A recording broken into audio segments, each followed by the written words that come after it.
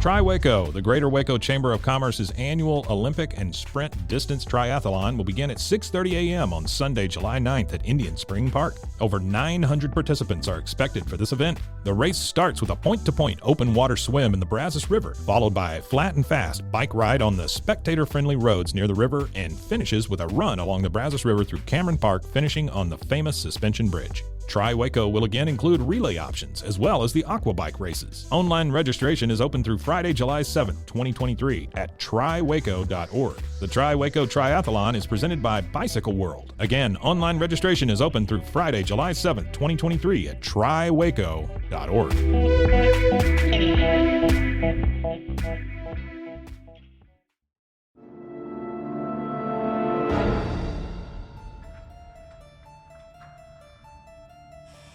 Welcome to the Mysteries of the Paranormal.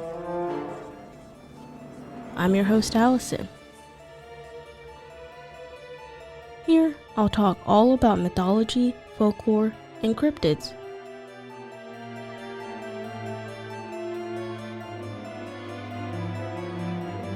Hello, and welcome to another episode of the Mysteries of the Paranormal.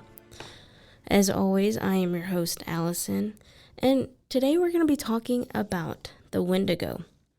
So the Wendigo is a mythological creature or evil spirit originating from the folklore of the Great Plains and the Great Lakes natives, as well as some First Nations. It is based in and around the East Coast forest of Canada and the Great Plains. The Wendigo is often said to be a malevolent spirit, sometimes depicted as a creature with human-like characteristics, which possesses human beings. The Wendigo is said to invoke feelings of greed or hunger, the desire to cannibalize other humans, and the urge to commit murder in those that fall under its influence. The Wendigo is described as a giant humanoid with a heart of ice, a foul stench, or sudden unsensible chill that might precede its approach. Many Hollywood film representations often label human or beast hybrids featuring antlers or horns with the Wendigo name, but such animal features do not appear in the original indigenous stories. In modern psychiatry, the Wendigo lends its name to a form of psychosis known as Wendigo psychosis, which is characterized by symptoms such as an intense craving for human flesh and intense fear of becoming a cannibal. This leads to the idea that if somebody who wants to put their survival needs above others and eats human flesh, or is tempted to, can go Wendigo. It's even said that they are possessed by the spirit of the Wendigo, and their hearts and spine encased in ice so thick that you could hear it popping and cracking if you put your ear to their chest. The only cure for this Wendigoism is either to pour hot bear fat down a person's throat to melt the ice, or to even kill him. In some First Nation communities, other symptoms such as greed and destruction of the environment are also thought to be symptoms of Wendigo psychosis. The Wendigo is part of the traditional belief system of a number of Algonquin-speaking peoples, and I'm sorry if I butchered that, I really am. Although descriptions can vary somewhat, common to all these cultures is the view that the Wendigo is a malevolent, cannibalistic, supernatural being. They are strongly associated with winter, the north, coldness, famine, and starvation. Its skin, as mentioned before, is pulled tightly to its bones, with its bones pushing out against its skin. Its complexion, the ash gray of death, and its eyes pushed back deep into their sockets.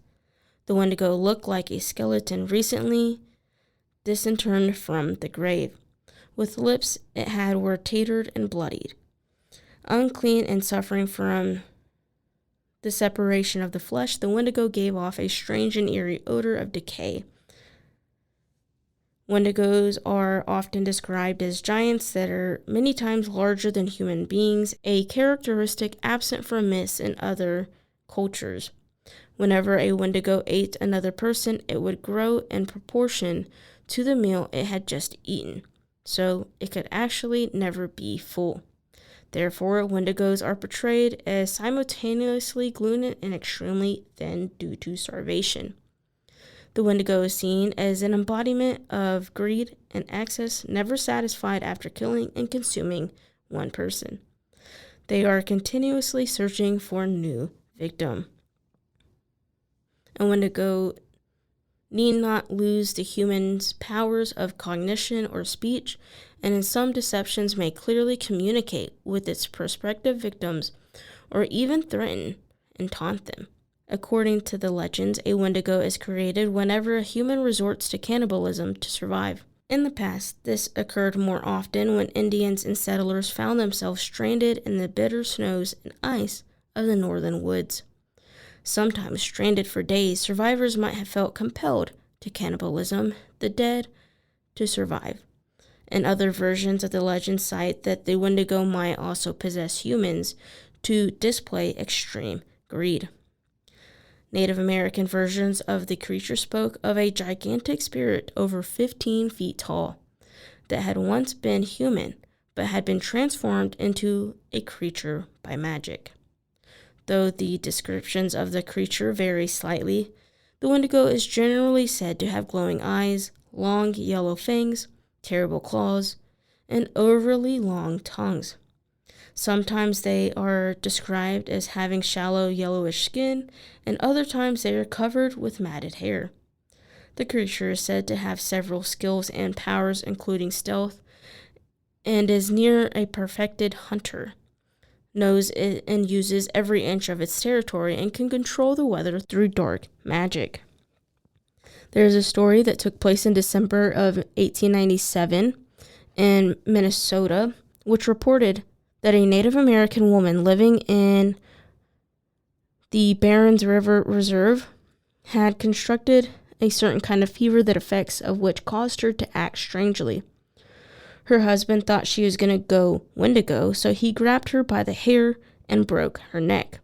He was then arrested for murder, but there are also cases of people going Wendigo that are not mistaken diagnoses. The most infamous case is of Swift Runner. It was the winter of 1878 to 1879, and they were out camping, and Swift Runner, who was known and liked in the town, returned from his winter camp without his family, behaving quite strangely.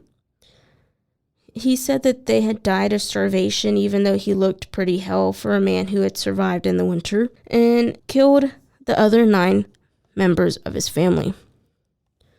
The Northwest Mountain Police decided to check in on him, and what they found was a camp site filled with human bones, some of them even gnawed. Swift Runner then confessed to what the academic world calls cannibalism. He is said to have had strange dreams that a spirit told him to eat his family, which included his wife, brother, mother, and his 6 children. He had gone Wendigo. It was said to be a harsh winter, but it wasn't an eat your family harsh winter. He admitted that he had killed and ate one of his sons, the last of his family to die, so that there would be no witnesses to his crimes. Swift Runner was hung for the murders in December of 1879. The true motivation for what had happened will never really be fully pursued. But for a few decades in the 20th century, some psychiatrists diagnosed and treated this, as mentioned before, Wendigo psychosis, as a cultural bond syndrome. So there you have it for the Wendigo episode. If you have had stories or know more about this information, I would honestly love to hear about it. I do plan on digging a little bit deeper on this and finding out more and learning more about this, so that way I could have potentially a part 2, as I do with all of my episodes. But if you have an experience, know more about the Wendigo, if you have an experience in any paranormal, cryptids, if you have a mythology, folklore you want to know about, feel free to DM me on Instagram, Facebook, TikTok at Mysteries of the Paranormal. Twitter is Mysteries of Para. You can also email me at mysteriesoftheparanormal@gmail.com. I would love to hear from you. I do have a link tree. A lot of them will be in the bio, so feel free to click on that and find me. And until then, see y'all next time.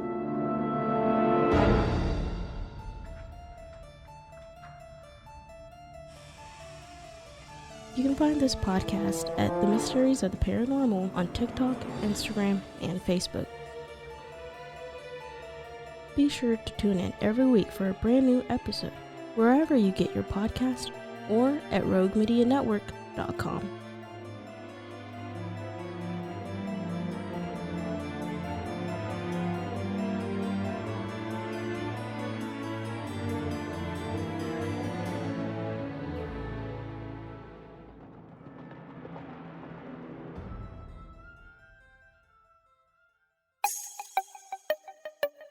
This has been a Rogue Media podcast.